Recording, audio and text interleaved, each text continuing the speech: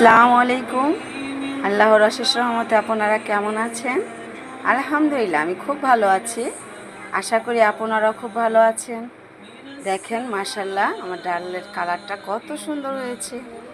আলহামদুলিল্লাহ, দেখেন মাশাআল্লাহ মাশাআল্লাহ।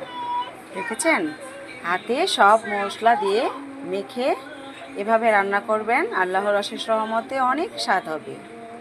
এটা অনেক টেস্ট, অনেক ভালো লাগে। আল্লাহর রহমত, অনেক স্বাদ।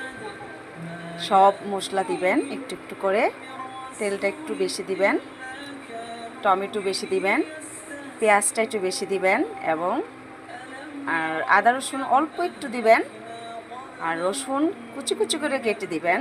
তাহলে এটা অনেক স্বাদ হয়। আল্লাহর রহমতে পরিমাণ মতো লবণটা দিবেন। দেখেন মাশাআল্লাহ মাশাআল্লাহ, খুব সুন্দর হয়েছে। আমার খুব ভালো লাগে এভাবে ডালটা রান্না করলে। দেখেন, আমি আর পানি দিব না, এভাবেই ভুনা হবে। এটাকে আমি ভুনা ডাল বলি। এটা খুব ভালো লাগে, খুব টেস্ট হয়। শেষে আমি ধনে পাতা ছিটিয়ে দিব। খুব ভালো লাগে, এভাবে খেয়ে দেখবেন।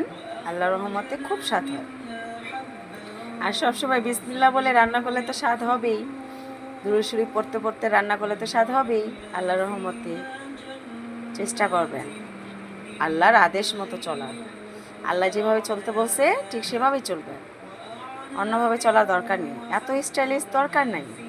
আল্লাহ যেভাবে বলছে ঠিক সেভাবে চলেন, সহিভাবে চলেন।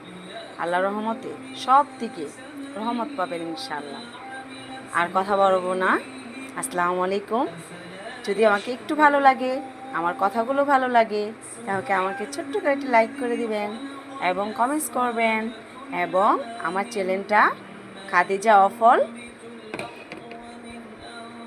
অফল সাবস্ক্রাইব করে দিবেন যদি ভালো লাগে। আর আল্লাহর রহমত হলে সাবস্ক্রাইব এমনিতেই করবেন ইনশাআল্লাহ, আশা করি।